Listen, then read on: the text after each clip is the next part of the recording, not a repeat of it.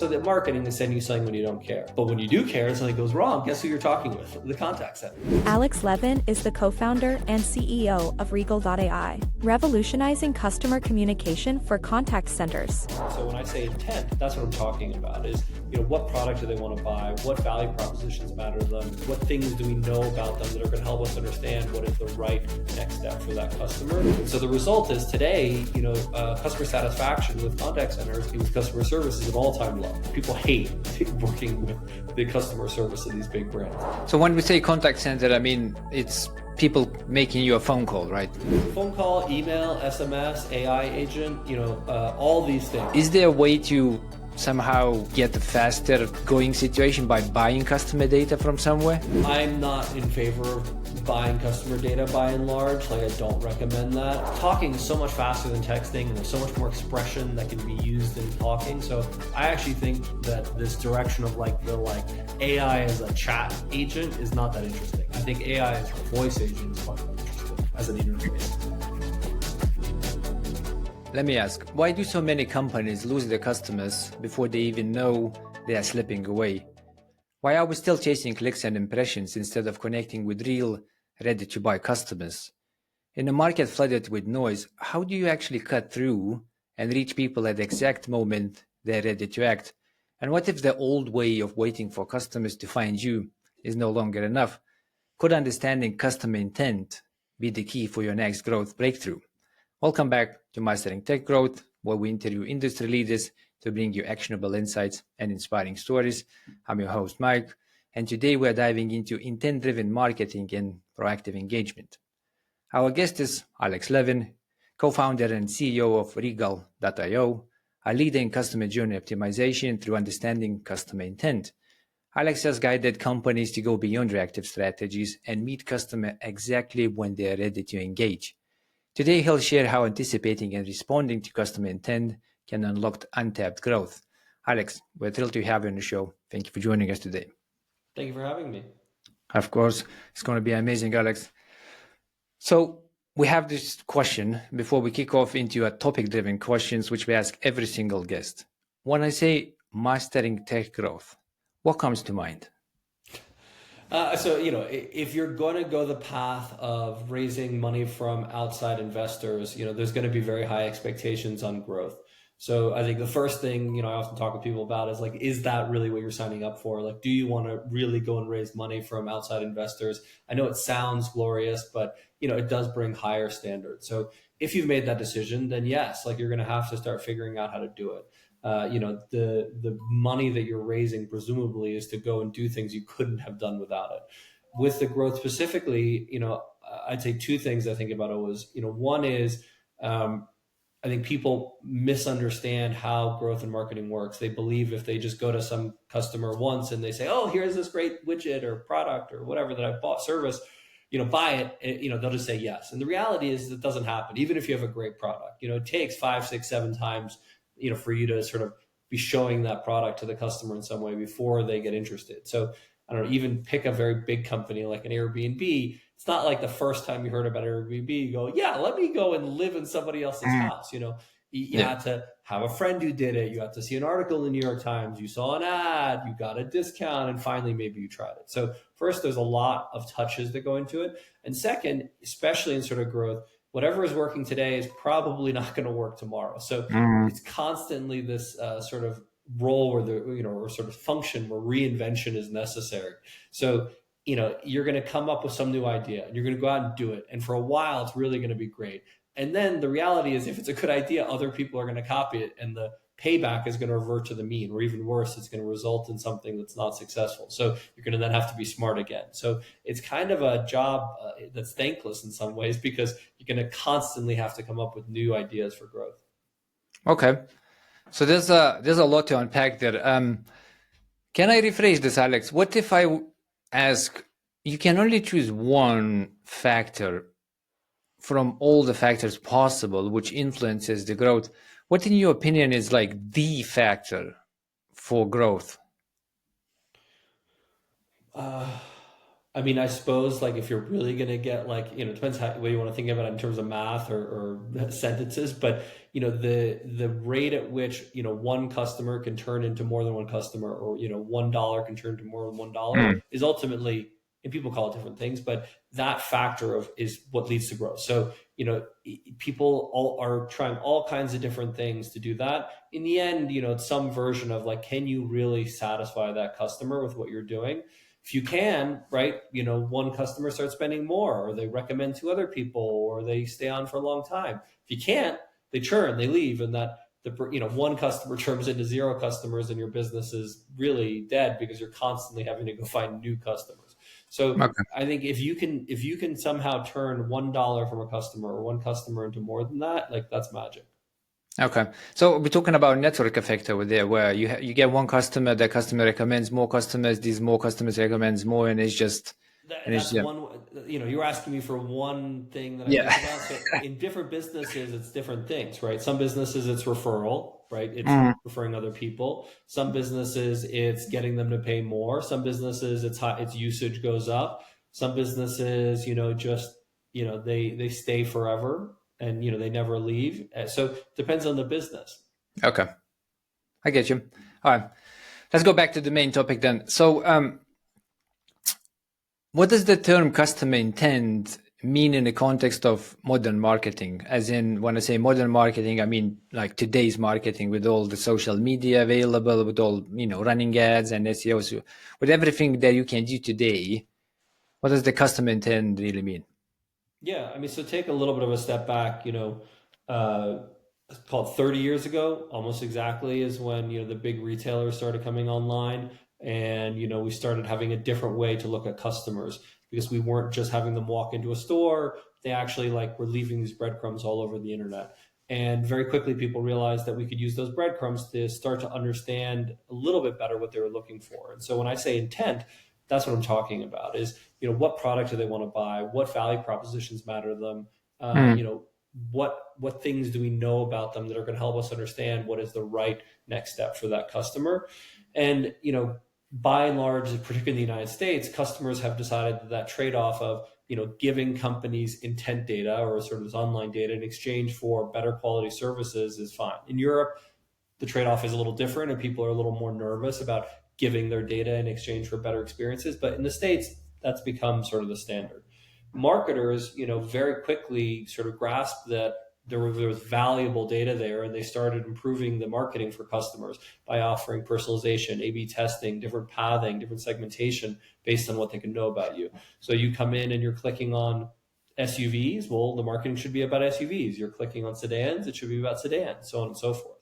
Mm-hmm. Um, I think now at this point, there's quite a lot of sophistication in marketing around what is considered intent-driven or event-driven marketing. The shocking piece, actually, the place where we work more, is that contact centers have not gone that way. So if you think about the full experience you have with the brand online, you have a self-serve experience, you have some marketing you engage with, and you engage with the contact center, right? You have human beings on the other side that you're engaging with. For Mm. whatever reason, in the contact center over the last 30 years, retailers have seen it as a cost center and have said, "Oh, we're not going to invest there. We're just going to lower the amount you talk with our contact center." So whereas in marketing, they invested in using that data to give you a better experience, in contact center, they didn't. And so the result is today, customer satisfaction with contact centers, with customer service, is an all-time low. People hate working with the customer service of these big brands. Luckily, there's some new brands coming online now, and there are more complicated industries coming online now, like healthcare is coming online, and Mm. insurance and lending, where that sort of old low-touch model in customer service does not work, and they're starting to take a lot of the playbook from marketing, of intent-driven marketing, into the contact center and say, "Hey, the same ideas we have in marketing, we need to bring to the full customer experience." So we have to figure out, which customer should we talk to, when, with what message. When it's inbound, what do we do with them? When we're reaching out to them, what do we do, and in what channel, and when, and why? And I think brands that are doing that are seeing huge ROI, because again, it's a new thing. So what we were talking about before, if you're the first one doing something, you have a strategic advantage. And so the brands that are starting to do this in the contact center are having to massively overhaul their technology to do it. So there's real investment, but are seeing huge results as a side effect of making these changes. Okay. So when we say contact center, I mean, it's people making you a phone call, right? Phone call, email, SMS, AI agent, all these things. Basically, the contact center is responsible for the business critical communication with that customer. And it sits completely separately from marketing on most orgs, even Mhm. though these are probably the more critical experiences, right? So that marketing is sending you something when you don't care.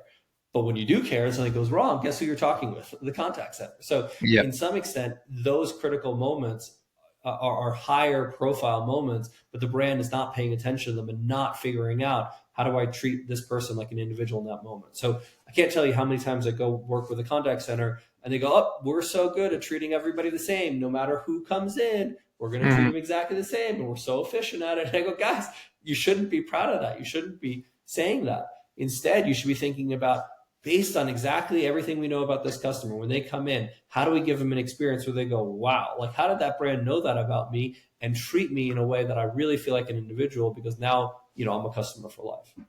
Can this become scary like very quickly where, if I'm reaching out to a brand I've been doing business with and I go like, hey, I need this help with, and they go like, oh, we know yesterday you were driving Tesla. How about, how about, Yeah. So this is why, like I said, in Europe, people are less comfortable with the trade-off of using personal data to drive personalization. In the Mhm. States, by and large, people are comfortable with that trade-off. You go to some Okay. website for a car and it shows you the same car you were looking at yesterday. Or maybe, you leave that website and you go somewhere else and it shows you an ad for the same car you were looking at yesterday. And people aren't stressed by that.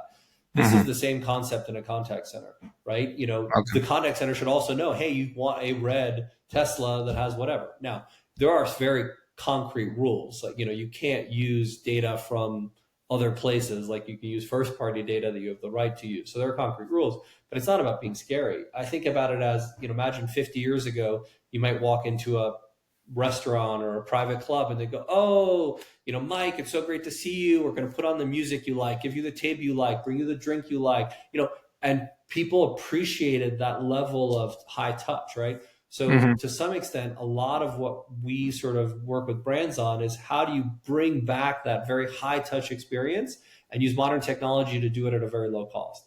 So for Okay. the last 30 years, contact centers have been seen as a cost center and they've said, oh, well, we have to lower cost, and we lower cost, customer experience is worse, but it has to be that way. No, it doesn't. You can both keep it very cost efficient and give customers an incredible experience with your contact center. And the Okay. brands that realize that have a huge advantage. Hmm. So it's just about making the customer feel VIP in some way, shape, or form. That's a baseline for sure. Like, if you were to go to some company today and like you put a product, I don't know, you put a bunch of products in your basket and you got an email from them saying, hey, Mike, we don't know anything about you. Like, we don't know, you'd be surprised at how bad they were at marketing. Like you've come to expect that brands know what you put in your basket and, they know a little bit about what you're doing. I don't know, why don't we have the same expectation in the contact center? Like that should be baseline. Just what you're calling VIP in my mind should be baseline. VIP should then be the next step ahead, which is, okay, now that we have this baseline where we're treating everybody the same, how do we start using these contact center interactions? So proactively engaging customers to get to outcomes. So take a healthcare example. One of our customers is Roman or Ro, which is a big healthcare company in the States, and they're trying to decide, who is right for Ozempic, who is right for a different hair loss medication, who maybe has a drug interaction that's wrong. So instead of just sitting back and waiting for the customer to contact them, their ability to reach out to somebody and say, well, actually, your doctor just prescribed something that has a drug interaction with the drug you're taking. You shouldn't do that. Or based on everything that we're seeing, we think that this new drug will be better than the old one, or there's a new opportunity for you. So the ability to now proactively get into the person's life in a way that is valuable to them is really incredible. Think about a school. So, through some of the technology companies we work with, they're pushing students into the big universities like Harvard using Regal. So as they're doing admission and they're convincing students to do it, there's a lot of opportunity in that to help students feel like they're, really cared about by Harvard and really somebody that is important to Harvard. So they want to go there, right? Or you could just step back and say, oh, no, we don't care about you. So, you've got to decide as a brand, are you going to actually do the things that show you care about customers? Okay, I get that. If I'm small business, Alex, so you mentioned basically data. We need to have that information about the customer. So if I am already with the service and I already have the customers, I could be accumulating that data, how they use my service and just trying to understand them and, get that personalization injected into the support, or call centers. If I'm a new business, I mean, I do know my customers, I'm trying to acquire them. So I'm trying to get that market share. Is there a way to somehow, get the faster going situation by buying customer data from somewhere? Look, I'm not in favor of buying customer data by and large. Like, I don't recommend that. I mean, certainly there are cases where there are reasons to do it. I'm not saying never do it. And I'll give you an example where I think it is valuable. But by and large, I'm not suggesting going and buying data. Like, let's say I start a new insurance company, just as an example. And I'm advertising in a specific state, in the state of Colorado, buy my new insurance and we're better for these reasons. As somebody comes in, even just from their IP address, where they live, the neighborhood they're in, maybe, as they sort of enter some information, do they own, are they buying a house? How big is their house? Do they have a family? So I'm not saying collect random information, but if you're gonna be able to give them a better experience by collecting just a bit of information, either from like an IP address or some basic questions, just do that even for new customers, right? So I'm not suggesting you bought all this information in advance, but still, like, that's valuable. In this insurance example, it is an example where I think it can be valuable to have data in advance. As an example, somebody comes in and you're trying to sell them home insurance, and to do that correctly, you have to ask them 50 questions about what is your home made out of, how close is the fire station, when was the last time there was a fire in the house, blah, blah, blah. The homeowner may not even know that, and that makes it very hard for them to onboard. So it's an example where if you as a business can go out and buy that information, it's not scary because you're not buying information about a person, you're buying information about a home, so that when the person types in their address, you go, okay, I know everything about the home. We can very easily price insurance for you. You've actually improved the experience. So where you can do something that is not scary to the person and not violating their privacy, but in fact improving their experience, sure, I'm all for using data and buying that data. Okay. From all the intents, let me rephrase this. So I do have a service. How do I collect that data? It's just as simple as I imagine, a simple installment of a software. I add a script on my website. So I start collecting all the data, and I imagine, different intents are coming into the system. Maybe they clicked something, maybe they liked, maybe they watched a video in full, a little bit, maybe they read an article. And all these different things, which effectively gives me some, business analytics to understand my customer. But from your point of view, what is a high intent signals where the businesses should just never avoid if they actually have a ability to look at different intent data? Sure. So in every business is different. So it's easier than ever to instrument your website and email and all these things to get all the data. But now you have a million different data points and you go, what in the world matters? So some of the famous examples, in e-commerce online, very early, they figured out if the customer goes and puts something in their cart, but they don't buy it, that's high intent, right? Like, why would the customer put it in their cart if they weren't very interested in buying it? So e-commerce, like cart abandonment, became a very sort of critical moment. Facebook, as just a very different kind of business, was famous for identifying that if they could get you to put, if you put 7 friends in your Facebook, whatever group, or you invited 7 people, like, they knew something special was happening. So they really looked for how do they get you to 7 friends. And then if you got to 7 friends, like, they knew that was another step. LinkedIn has similar sort of mechanics. Most online sort of B2B businesses also sort of understand what are good indications of intent, like somebody going to a pricing page or things like that. But every business is different. It's not necessarily the same. So you have to figure out for your business, what is the data that matters? Not every piece of data matters. And how are you going to then use that to give that customer a better experience? Today consumers, don't, really sensitive to when brands do a bad job. So often the way this comes out is a brand tries to do something with the consumer, send them an email, send them a call, and they see the consumer, say spam to the email or not answer the call or something. And they go, okay, so customers must not want to talk to us. So brands have taken away from this that customers don't want to talk to them. But when we go and interview consumers and say, hey, do you want to talk to the brand? Like, how do you want to talk to the brand? they all say, yeah, of course I want to talk to the brand, and I want phone calls and I want emails, but they have to be relevant to me. So what brands, a lot of brands do a terrible job of is they just send everybody the same gunk. So even I'm a big fan of Patagonia. I think it's a fantastic brand, but I get a million different emails from them. And like, honestly, like I'm at the point where I'm going to unsubscribe just because I'm not getting the stuff that's relevant to me. If Patagonia paid a bit of attention to the products I buy, what I do with them, what sports I do, then they tailored their emails to me, like I would never leave that because I do think there would be value to me. So I think it's all about how the brand actually considers what they know about the customer to then personalize it.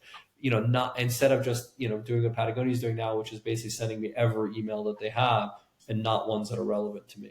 Okay. So effectively it's a homework you need to do as a business to just sort of sit down, understand what behavior patterns you consider high intent with your customers, put it in a system, start capturing some data, and then effectively, yep. Yeah, for sure. A customer like me, just take Patagonia's example, they should be sending me stuff about rock climbing, about skiing, about fly fishing. Like those are clearly the things I buy stuff for. In certain times of the year, they probably should be calling me and helping me and saying, well, okay, we have 5 different products in this thing, but this one's the best one. And here's why we think we should have, they could go much deeper and continue to earn a bigger share of wallet from me. Otherwise they're going to be the ones when I go buy from other places instead of Patagonia because I don't understand that Patagonia has the right product. I don't know that they're really the right one to buy for something. So I think, today they don't do that. They automate everything and they're very hands off, which I think is the wrong approach with certain customers. Would they lose you as a customer if a competing brand somehow would get your information and they would make you that phone call during the season? Yeah. As an example, backcountry.com does a lot of work to have, they call them gearheads, to have individuals that connect with customers that are spending more. Backcountry.com is very clear what categories I spend money in, when I buy different things. And so, if backcountry.com says, look, I know you usually buy a new jacket every 4 years for skiing. You've always bought Patagonia, but this one from Arc'teryx is better. Well, I'm going to switch because they've done the work to go and understand. I like to ski. I switch every 4 years. Here's the time where I'm going to buy a new jacket. So I do think like there's another company called Curated, which has a similar customer experience, even though they've done it a different way, where again, they're investing in the human experience to make sure that customer feels like there's somebody really helping them. Okay. That's a very good example, which I feel answered the question I wanted to ask about proactive engagement when it comes to companies. So, once they set the behavior patterns, they start capturing the data, they start understanding these high intent signals, then it basically leads to what we talked in the beginning is that proactive engagement. Just don't sit on that data, make sure something is happening with the data, and sending an email is a distance, sending SMS, WhatsApps feels like it's closing that distance, but really putting that phone up and going like, hey, what's up with Alex today? Are you hit? Yeah, it depends how certain you are. So, as an example, in the last business we were in, we were the largest home services provider in the world. So we own Angie's List, Home Advisor, a lot of brands in Europe also. And think about moving. Moving is a service where if you tell us you're moving on Tuesday, July 1st, guess what? Every year, that's the year when your lease comes up. Leases are annual, if you're renting. And we know if it's a building rental or not based on the data that we have. If you own, maybe you're going to be there a little longer. But if you're renting, then it's not to say you're going to move every year, but we know every year there's a potential. So there's a high likelihood that we should be using that information right at the next year and saying, hey, if you're, did you sign a new lease? Because if you did, we'll leave you alone. But if you didn't and you're looking about moving, here's the 3 things we can do with you to make it better for you. Well, we already know all the stuff you had last time, so you don't have to re-enter all that. We literally have the same guys who came last time who did a great job ready to come to you again. In fact, because we know the date we're moving, we've gotten a truck that is only working in your area and we can give you a better price because it's going to be easy for them and for you. All of a sudden the customer goes, wow, these guys are really looking out for me, instead of the company going, well, I don't even care about this customer or whatever. So it's an example where without any subterfuge, you're getting information that can help you make sure you're serving that customer better. Okay. Same I with love cars, that. right? Yeah. If you have a car lease, everybody knows when the lease is coming up, and what can you do as that car lease comes up to make sure that customer's experience is great? There was a dealer that was offering me like to come to my house, check out the car, make sure it didn't have any scratches, get me a loaner if I needed a new, like, I'm going to go work with that dealer that does that, not the one that goes, oh, I don't even care what you're doing. Okay.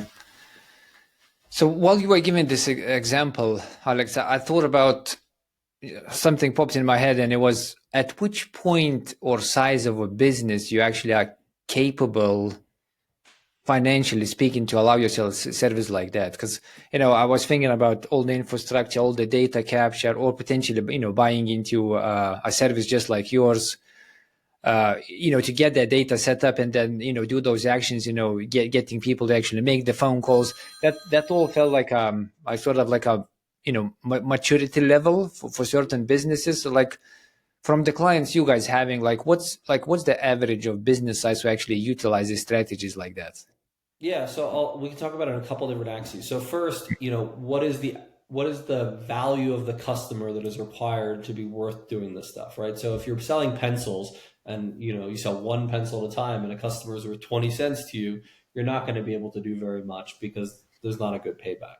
If you're selling life insurance and a customer is worth a few $1,000s to you, well, you can do a lot, right? So there's definitely a range. Mostly today we focus on working with customers that have at least a $300, $200 1 year customer lifetime value, because that's sort of a customer you can do quite a lot. If they're below that, it's not that you can't do anything, but it's less interesting, the things you can do. I think second, we think about, as a size sort of indication, do you have enough customers to do, to go and hire somebody who's going to work on this stuff? So, if you're a company that ultimately has 10 people, you probably don't have one person that's focused on technology. You don't have the time to really put effort into setting up all this technology. Forget the cost. So if you're 100 people, you probably do have one person that works on technology and can set this stuff up. So are you a big enough business that you can have a full-time person working on technology? In the end, the cost of the technology is nothing compared to the cost of the human beings that are actually setting it up. So, it's the human cost that matters more. The third one that we start thinking about is, do you have enough users that are coming to you to start doing A/B testing and doing things in an intelligent way? As an example, if you're getting, 1,000 customers a month, very hard to do A/B testing on 1,000 customers, because even if you split into two groups, 500 and 500, there's probably not enough data to know if the thing you're doing is significant. Now, if you have 100,000 customers a month, very easy, right? Because 50,000 in each of the two variants, you're very quickly going to get to significant. So I'd say, anybody with less than, call it 20,000 new customers a month, it's pretty hard to do real good A/B testing.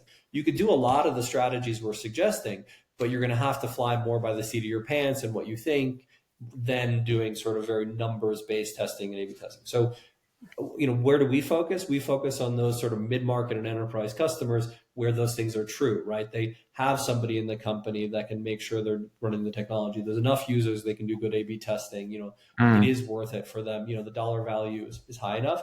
That said, there are, SMB products that start to approximate this stuff. They just do it differently. So as an SMB, maybe you don't use Regal, you go and use, I don't know, what's an example? We have a company we invested in called Slang in the restaurant space. Instead of like you setting everything up, what Slang does is it has an AI agent that responds to inbound sort of calls as a restaurant and helps either give person information or schedule bookings, schedule a reservation. And it's, it sort of is in a little bit of a black box, or it's a little preset because they know the SMB doesn't have time to set everything up. They do it kind of for the SMB. Versus if you were a larger restaurant group and you work with Regal, we would do everything custom with you. So there are SMB versions, small and medium business versions of the products that we sell. Okay. So let's say you come in to a new client and for the sake of argument, let's just think of like e-commerce business, there's a website, they're selling things, just all industries, from shoes to paints or whatever. And they have a size, they have customers, they have all the numbers. So they do have some type of business and analytics. They probably have some tracking going on. It's potentially not very sophisticated, but they do have some data analysis happening. People within looking at the numbers, potentially coming up with different marketing strategies. So you come in, and how does your approach looks like when it comes to the customer journey optimization? It's like, maybe not specific to Regal as a product, but like in general, like how people listening right now going like, okay, well, that sounds great. I would like to try it. Like, what is the first What do I step? do? And yeah. Yeah, so a couple different thoughts on it. So one, when we come in, we try to understand what data people are collecting on their customers, making sure that that is the right data and that we can get it, into our system. Two, what are they currently doing today? Sometimes people like to start by just replicating their current user journeys in a new system before they go and do anything new. That's fine. And then three becomes, what are best practices? So we have very good data on in each industry what they should be doing to drive outcomes, and it's not, a lot of it is not brain science. It's not like it's crazy ideas. So I'll give you like a random example. Let's say like you get lots of people that come in and you're trying to call them back to say, do you want to buy a house? Let's just use that house example. So you put them all on the same list, you call them all 3 times a day at times that work for you, and if they don't answer, you just keep calling. That's kind of not great. But if you take each person, you call them right when the lead comes in, right? And if they don't answer, you text them. And then when they pick up, you say, "Hi, Bob, I see you're interested in this." And it's personalized. Well, the outcome is going to be much better. So it's not brain science to say the second one is better than the first. Largely, it's a problem with technology. Companies don't have the technology they need to be able to do the second, and so they get stuck in that first, which leads to worse and worse results. So, for each industry, we have similar playbooks that can sort of help them move more in the direction of a sort of better customer experience and better customer outcomes. Okay, so that optimization of that journey effectively then potentially need to reshuffle the tools to make sure you're capturing the right data, which we talked about, just understanding the behavior and you need tools that patterns. are capable of using Yep. that data to do something, right? So like if you Yep. have a phone system where all it can do is take a segment and call everyone the same, well, you're going to call everyone the same. If you have a Yep. system like Regal where each individual user can have a different experience, well, now that's possible, right? So it's Okay. very different. And then at some scale, once you sort of set up best practices, it becomes about A/B testing. So it's a constant exercise in trying new things. Hey, when there's a somebody who's interested in a home and we have a new home that comes on the market that looks like one that they want, what should we do? When should we text? When should we call? What should the message be? How should we reach out to them? So on and so forth. And it's A/B testing to find what's best for you. Okay, so it does seem that there's a lot which depends on having that quality data and understanding and actually having that personalization level of data. Is there any like real challenges when it comes to collecting that data which people should be aware and potentially how to overcome that? Yeah, I'd say historically companies were not very good at collecting this stuff in real time. So 30 years ago, when people started wanting to do personalized marketing, they didn't have in real time, oh, where did the person click on the website? What segment, that was like something that maybe once a day you got that data. Now, most companies have what I would call an eventing infrastructure, meaning they're either using a CDP, a customer data platform like Segment or mParticle, or they built their own eventing infrastructure to be able to in real time pass the things that are happening in email, things that are happening on the website into marketing tools. Most companies have that. A lot of companies also take all that data and every couple hours update Snowflake or some kind of data warehouse with that information if it's something that doesn't need to be real time. Okay. That's the starting point, right? If you don't have some kind of real-time inventing infrastructure, you can't do it in real time. It's not possible. Yep. What we do very well is we make sure in Regal we have the capability of matching your data schema. That means making sure that in real time we can identify what kind of data you have. Means we have custom objects so that if you have sort of unusual custom objects for your data, we can handle that. So there's all kinds of things we've done to mirror people's data structure so that no matter who you are, we can ingest the data and make sure we can use it. That's quite cool. But backend, what type of database are you guys using? So, I'd say the important pieces, if you think about it, are that we've created sort of the ability for real-time data streaming and then Yep. the ability for sort of this data in real time to be sort of entered into our system. So in CRMs historically, the way it worked is you had to predefine fields. You said there's first name, last name, date of birth, free text field. You Yeah. predefined it and you sent data in. In Regal, you don't have to do that. You can just send us data. We automatically identify that it's a date, create that field, and start creating the data in our system, which allows you to be much more flexible. As long as the piece of data you're sending us has some identifier, email address, user ID, phone number, we automatically append it to that customer's profile, meaning in real time, then we can then use that data to do something. So it makes it much faster to be able to use that data to do something for the customer. Okay. So it's just like API driven integration where people just makes call, pass the data, you have some mappings, data comes in, and then your system is just capable to be worked on. Yeah, but that's a big step forward. So even, a lot of advanced companies, for a long time didn't have real-time data streaming, or if they did, they only had it for the 3 fields they identified, not for everything. So this sort of new world, this explosion of data is a relatively modern data stack. Mm-hmm. Okay. So there's definitely the maturity piece to all of that. You need to be a certain size, have certain people.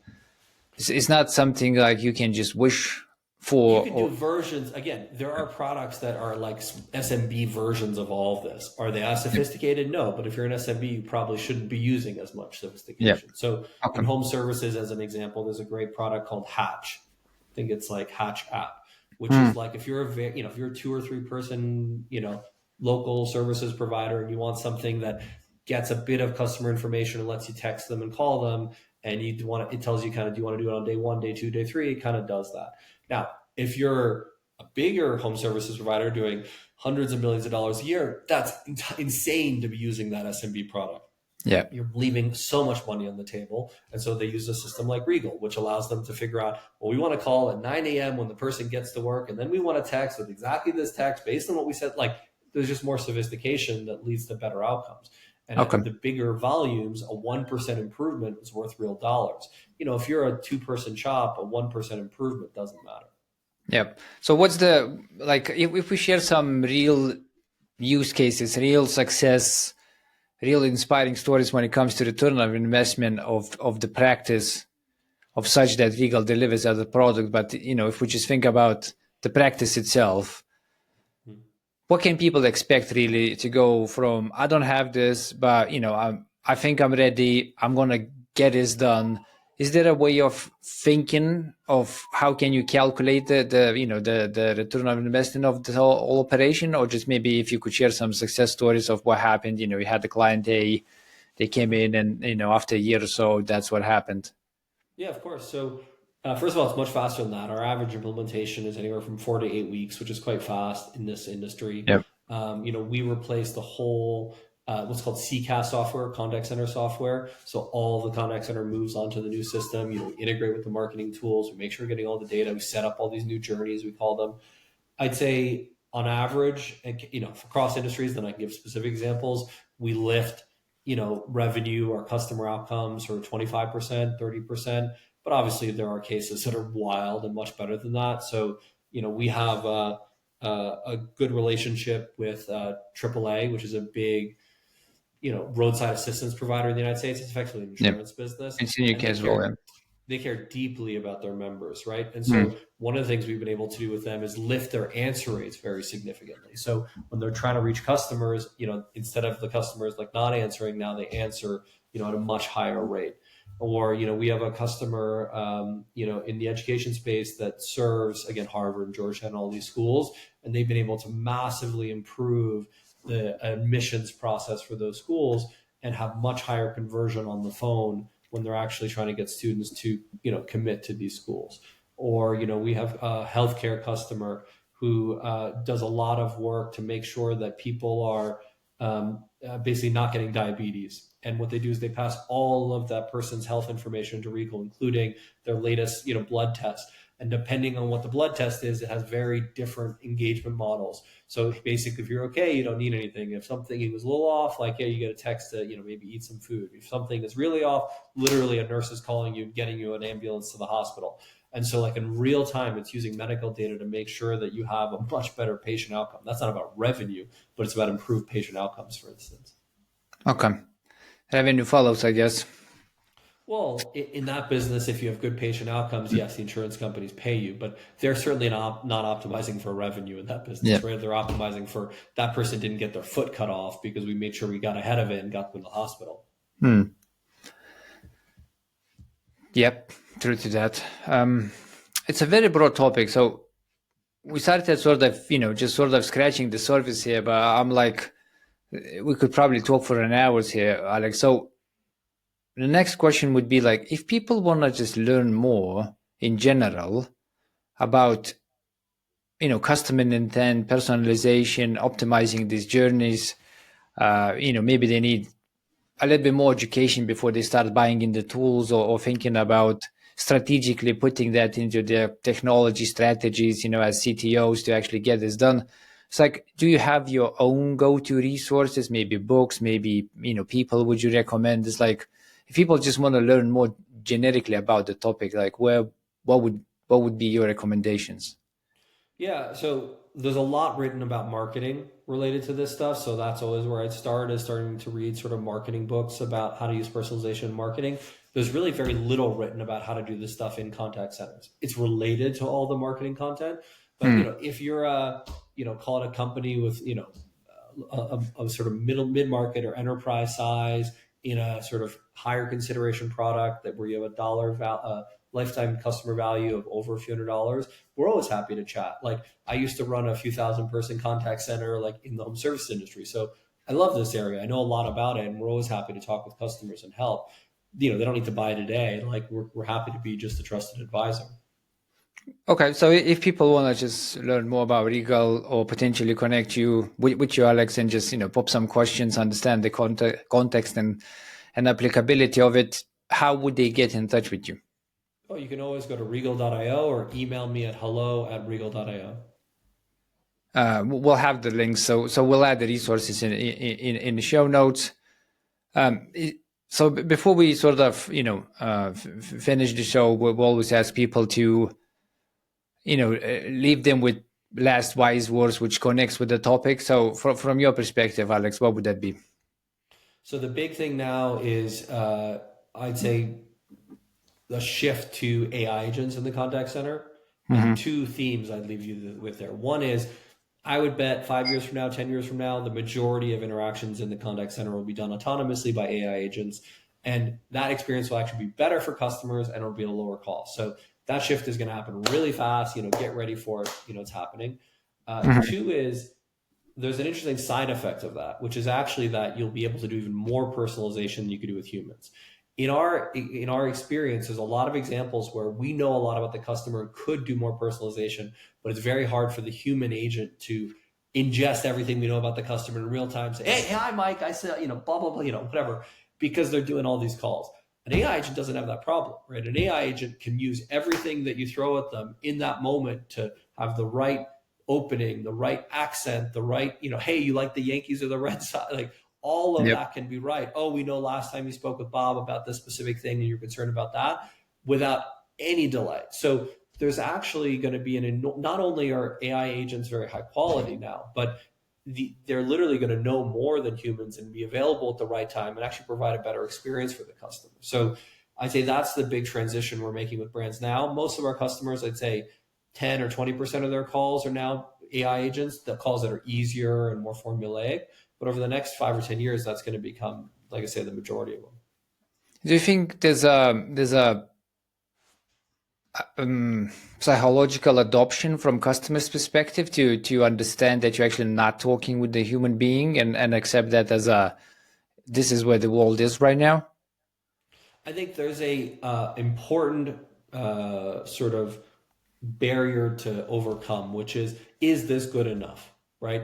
I'll pick on Amtrak. I call Amtrak and they have some, I don't know if it's AI or like just whatever automated voice or some kind of bot. And it's terrible. Like it doesn't know who I am. I say something, it doesn't really listen. It sends me in the wrong direction. I never want to interact with that. On the other hand, if, I call some of our customers, so, who use our agents, I mean, it is shockingly good. Regal has gotten very, very good at this. Now, I'm not saying we can handle everything, but we can handle the qualification, the scheduling of a next call, the routing to the right team, all these things really natively at the time the customer wants with a lot more personalization. So I don't know, as a customer, that's great, right? If I get what I want out of it and I get it faster, I'm much happier. So it's really about like, do you meet that threshold that it's good enough? And if it is, yeah, customers are going to be very happy. So right now, I'd say talking to a deterministic bot is considered a worse experience than a human. Very quickly, talking to a generative AI agent is going to be considered a better experience than a human. So it'll be fascinating to see actually people going, oh, well, why don't you use AI agents? Like that would be better for me than your current agents who don't know anything about what's going on. Okay, so effectively, what we're saying is that there's a threshold of the value which the customer gets, because currently the value is not as good as interacting with a real person. People tend to shy away and say, I hate the bots, I hate the help support, which is AI agent driven. But once that value actually overpasses what you get from human, it's going to be just faster. They'll know more and be able to help better. People will just accept that that's actually a better outcome. Yeah, not just accept, they'll demand it, right? Yep. So like, in the same way today, people go on Twitter and they go, I'm so pissed off at X airline because they sent me to a chatbot instead of a human when I was trying to do something that the chatbot couldn't help with. It's going to be the opposite. They're going to go, I'm so pissed off that X airline sent me to a human instead of an AI agent because the AI agent would have gotten to my issue faster. It's going to flip really fast. Okay. So we're saying that flip is coming in like 5-8 years. I think that's what I mentioned. What's going to happen is, in mid-market, it's going to happen much faster because they have less regulation and less sort of overhead. And so they're going to, in the next 2 or 3 years, significantly switch to using AI agents. In enterprise, it'll take longer because they have more infrastructure and more things doing the old way. So actually, I think it'll be an interesting period where mid-market companies have an advantage over enterprises because they're going to adopt this technology faster. Okay. So effectively, the smaller the business, the more easiness they have to be early adopters of this, and as a result they just play with that and get to the point where it's a good feature, let's call it like this. And just even if I look back at building websites, or if I look back at when people started using apps on phones, yes, sure, there were a couple of big brands that tried getting into it early, but really the innovation wasn't happening in the big brands. It was largely happening in these smaller players. And you saw some huge success stories because they got it right. The first small companies to get websites right? The first small companies to get, like Amazon was a small company with a new website. The first companies to get apps right and build games and things that really were native into, the app really became huge success stories. So we're going to see the same thing in AI, where there are some mid-market companies that get AI agents right, and their business is just going to take off much faster because of that. When you say that, Alex, do you have industry in mind? Are we saying like you in industry you operating in, which is effectively the support, the call centers? Yeah, how do we call this? Like a helping industry, like? Well, yeah. So I think it's depends how you look at this. So a lot of AI, there's a lot of AI agents going into, or AI assist, or not just AI agents going into like engineering. That's unlikely to wholesale change the industry, but it could change the cost structure, which means somebody could price differently and potentially win on price. Versus like in what I'm talking about, in how the contact centers engage with customers, it could wholesale change the way you interact with a brand, right? So, imagine an insurance company where everything was the best possible experience as opposed to being the worst possible experience. Or imagine, I'll pick on Comcast. Comcast is in the United States a big internet provider, right? Which is historically seen as like a very bad customer experience. They've invested a lot in deterministic bots. Maybe they'll make the shift to AI agents, and that'll completely change people's perception of them as a brand, leading to much better outcomes for customers and much better customer retention. So I think, we're going to have to see how it works. The other thing people are betting on is completely different interfaces for customers. So in the same way, like a website was a different interface and a mobile app was a different interface, people are now looking at chatting with an AI agent, but it may also be voice with an AI agent. It's a different interface to actually be introduced to a product, buy that product, use the product, so that could completely change how moving is done, or how I don't know, buying a car is done if the interface changes from a website to this new interface. Yeah, that's definitely coming. We did unpack this topic in some of our other episodes of what the future with AI looks like, and that future, to be honest, is like 10 years away. Just for interest. The trick, I think the hardest part is going to be what is the new paradigm in terms of the interaction. So like my little kids like Alexa, the Alexa speaker, and Yep. the 6-year-old understands most of the commands, the 2-year-old not yet, but they are frustrated a lot because there are things they're asking of Alexa, both of them, that Alexa doesn't do or there isn't a command for. So I think getting to the point where there's some sort of common set of commands and sort of understood way of handling it when it doesn't understand your command will really, I think, drive a lot more value. Like, in an app, you have some buttons and it's become relatively standard, but there are still apps where they've gone way beyond what are the normal interfaces. So if you think about, maybe TikTok or Snapchat, where the interface is quite different, in fact, and, it takes quite a bit of learning to figure out how to use it. So I don't know, we'll see how it works with voice. So it's almost like I'll come to the website, and instead of seeing a e-commerce website, and instead of seeing a website, potentially I'm going to get greeted by, a bot. He's going to be like, hey, welcome back, Mike. I know all about you. You probably came here right now to buy some kitchen towels and some milk. And now you go and it says, hey, do you want to continue the website or go to the app? It may have a new pop-up which says, do you want to go to the website, the app, or do you want to talk with us? And you'll just choose, talk, and that'll be the new interface. Yeah, and then instead of really typing, you can just actually talk like we just talk right now, and just do the shopping like you would be almost doing that on a phone call. Yeah, I can actually see that. There's still reason to do texting. I'm not saying texting will completely go away. Like if I'm in a meeting and it's helpful to text, not talk. But talking is so much faster than texting, and there's so much more expression that can be used in talking. So I actually think that this direction of the AI as a chat agent is not that interesting. I think AI as a voice agent is much more interesting as an interface.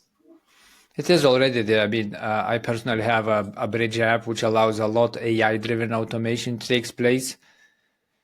I do tend to type to it, but it has the built-in capabilities to actually chat with it, which is fairly good. So, if I'm having lunch, I could be like reading an email and I need to put something in my diary. I would just click a hotkey, which opens the interface with the app. I would be like, can you add a meeting with John at 2 p.m. on, tomorrow, and it just adds in the Google.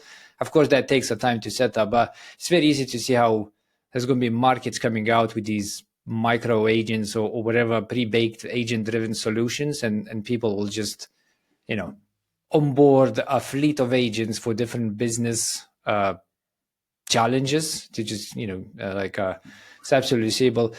So one question, Alex, what Regal does right now in the backend with AI, do you know from technical perspective if you have your agents on top of the open source like Olama agents or on top of ChatGPT, or do you actually train your agents from scratch?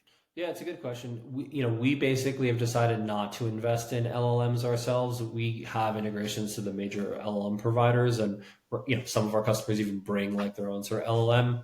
That's all fine for us. What we've built is largely the layer of how you use that LLM to build an AI agent, and then how do you take an AI agent and put them into production in a contact center environment, and monitor them and QA them and know what they're doing and see if it's better than the human or not. So we've really focused on that side of it. We are not going and spending billions of dollars training LLMs. That's not our business model.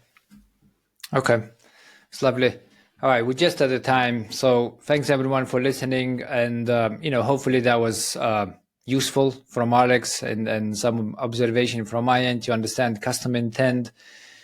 It isn't a trend. It's not a new thing. It was there all the time. And you start effectively with a good data capture, personalization, understanding behavior patterns, understanding your customer intents, and then actually being very proactive with what you do with these intents, not reactive in the sense of waiting until the customer reaches out to you.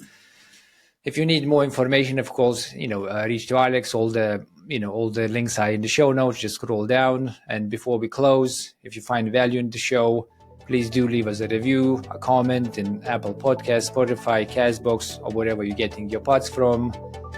And as always, until the next time, stay safe and see you online.